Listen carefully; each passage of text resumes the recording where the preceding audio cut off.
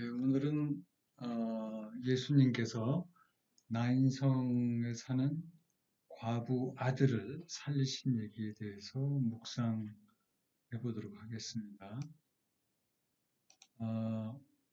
먼저 이 구절이 누가복음 7장 11절에서 16절까지의 성경 구절인데요.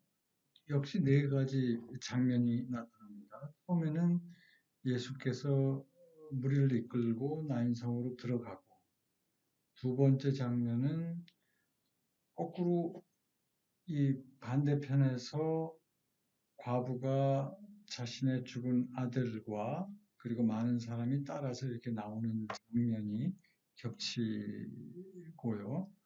세 번째 장면은 주께서 이제 과부를 보시고 불쌍히 여겨서 그 죽은 아들을 살려주고, 네 번째는 이 장면을 주변의 사람들이 보고 하나님께 영광 돌리는 이야기입니다.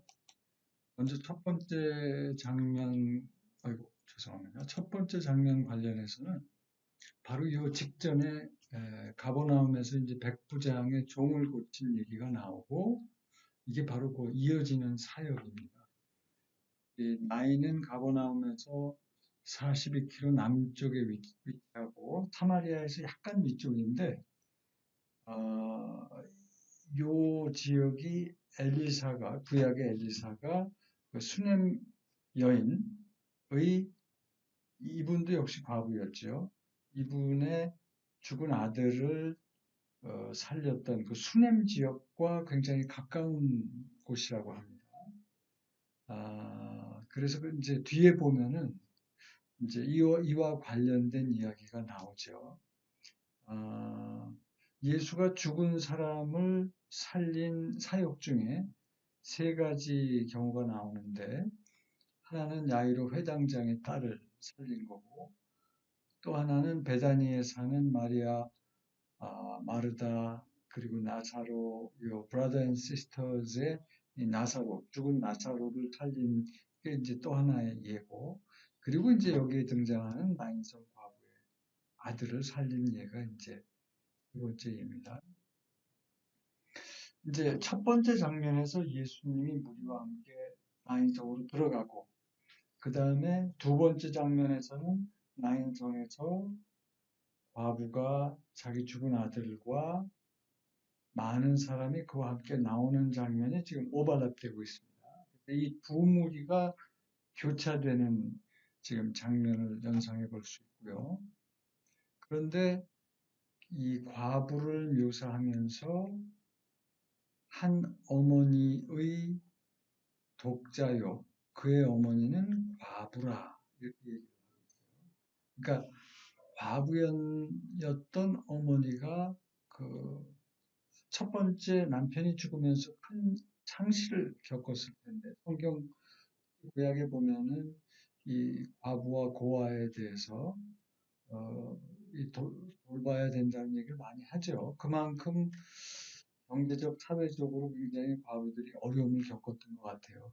남편이 죽었을 것도 이제 큰 상실의 경험이었을 텐데, 그러면서 그만큼 더 자기의 그 아들한테 기대를 하고 기댔을 텐데, 이제 그 아들이 죽은 거죠. 그래서 굉장히 두 번의 큰 상실을 겪게 된 과부. 그러면은 추가적으로 어떤 심리적인 어려움이 있었을까? 이제 많은 경우 이렇게 되면은 뭐 조상의 묘를 잘못 썼다든지, 나는 왜 이렇게 재수가 없을까? 라는 식으로 이 주술적인 해석을 하게 되는데, 아, 이 과부에 대해서는 뭐 일체 설명이 없어요. 그러니까 일반적인 이런 큰 상실을 겪었을 때는 우리가 이제 주술적인 해석도 할 수가 있고, 아마 더 큰 그 심리적 어려움 중에 하나가, 나는 하나님한테도 어떤 저주를 받은 것일까, 그런 어떤 생각 같은 것이 아닐까 싶어요. 참고로 이제 룻기에 나오미가 이제 모압의 남편과 두 아들을 데리고 갔다가 두 아들이 모압 여자를 얻고 그 남편과 두 아들이 또 다 죽죠. 그리고 그 며느리, 큰 며느리는 다시 모압으로 가는데 이제 그 둘째 며느리 룻을 데리고 어, 자기 살던 고향으로 돌아오는 과정에서 나오미가 마치 그 비슷한 처지에 있었다고 볼 수가 있는데 여기 나오는 과부와 자기 이름을 기쁨이라는 뜻의 나오미에서 쓴물이라는 뜻의 마라로 이제 바꾸려 하죠. 그 맥락이 바로 이제 하나님께 나는 저주를 받았다는 그런 생각을 전제하는 것이 아닌가 싶어요. 음.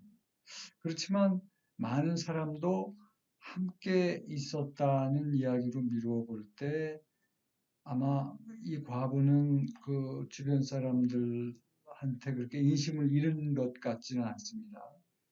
그럼에도 불구하고 아마 이런 위로는 일시적인 것이었고. 근데 이제 재밌는 게 이런 절망의 나락에서 예수를 만나는 거죠. 예수를 만나면서 이제 예수가 그 세 번째 장면에서 이 과부를 보시고 불쌍히 여기사 이런 말이 나옵니다. 우리라면은 이런 과부를 보고 어, 자기 중심적인 관점에서 보다 보니까 투사를 하게 되고 뭐 내가 별로 해줄 게 사실은 없죠. 그러다 보니까 뭐 그저 거칠애 같은 얘기, 위로의 말, 마음에 와닿지도 않는 그런 얘기를 하시지만 예수님 같은 분이 이런 투사 없이 고통 속에 있는 과부 그리고 고통의 그 실체를 보게 된다면 아마 우리와는 굉장히 다른 관점에서 보실 거예요. 그런데 이렇게 고통의 실체를 보고 그 다음에 불쌍히 여기자라는 말로 이루어서 아마 이때 흘러나오는 감정이 긍휼이 아닐까. 긍휼.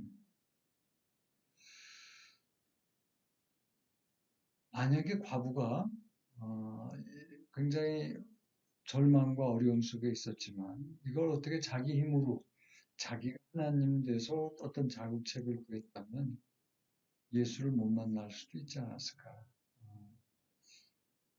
그런 절망의 나락 속에서 예수님이 만나주고 그리고 달리다쿰 죽은 아들을 살리고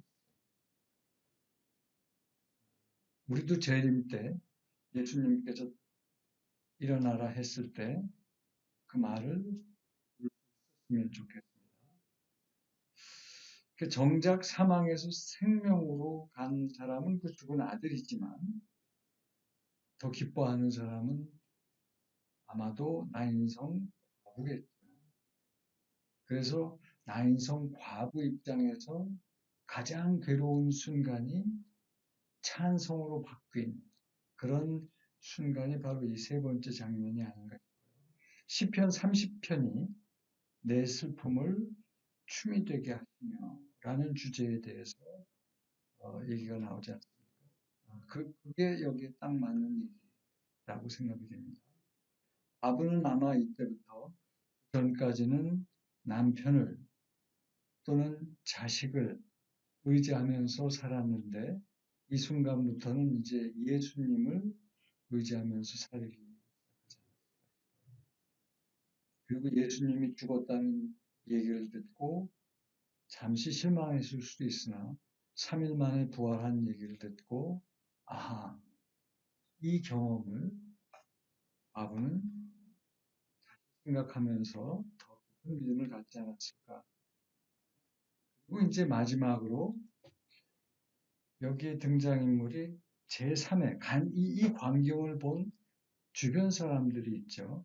이 주변 사람들은 이 엄청난 사건을 경외심을 갖게 되고 사건을 통해서 하나님께 영광을 돌리는데 이르되 큰 선지자가 우리 가운데 일어나셨다. 바로 이 얘기를 하는 맥락이 과거 근처 동네였던 수넴에서 그 죽은 아들을 살렸던 엘리사 아마 생각하면서 이 얘기를 하지 않았을까. 그렇지만 선지자 얘기를 하는 걸로 미뤄볼 때 이분이 예수가 메시아인 것은 아직도 모르고 있는 상태에서 얘기를 한 것 같고요. 그리고 백성이 돌보셨다라고 하더라. 이 돌보셨다는 말이 이제 히브리 말로 파카드라는 뜻이 말인데요. 이게 방문하다라는 뜻인데 이게 나중에 기회가 있으면은 뭐 또 한 번 제가 말씀을 드리고 싶은데요. 사실 더 많은 곳에서 벌하다는 뜻으로 번역이 되고 있어요. 그러니까 이게 벌하다와 돌보다의 뜻을 동시에 갖고 있는데 90% 이상은 이 파카드를 벌하다로 번역을 하고 있는 것 같습니다.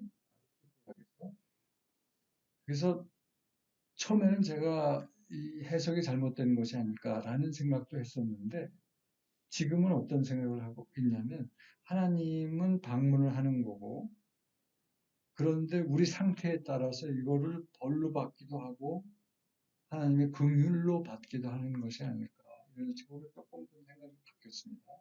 나중에 요 파카드 얘기 가지고 다시 한번 찾아뵙도록 하죠. 오늘 그 묵상 얘기는 여기까지.